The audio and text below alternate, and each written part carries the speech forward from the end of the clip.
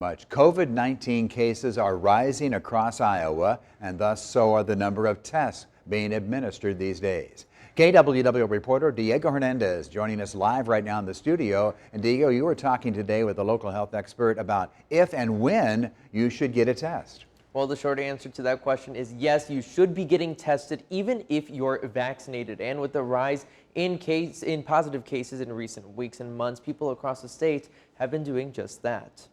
Through the month of August, it was ramping up. Unity Point Health and Mercy One in Waterloo are seeing more testing done in recent weeks than they have earlier this year. We have enough at least to test symptomatic patients in our primary care clinics, in our emergency room, in our urgent care. So we're getting those individuals tested that are symptomatic enough to end up on our doorstep. However, for those who don't have serious symptoms, have to test on their own. Test Iowa sites closed down back in July, so now folks need to pick up their own tests and mail them to the state hygienic lab. Though a bit more time consuming than the drive-through sites, it could be worth it to know where you stand.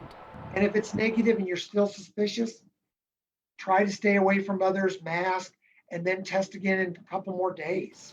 Vaccinated or not, the runny nose, cough, and loss of taste and smell are the big symptoms to look out for. It won't be as severe as if you weren't if you were unvaccinated, but it's still going to have some symptoms. He says the easiest way to stay out of the hospital, though, is to get vaccinated.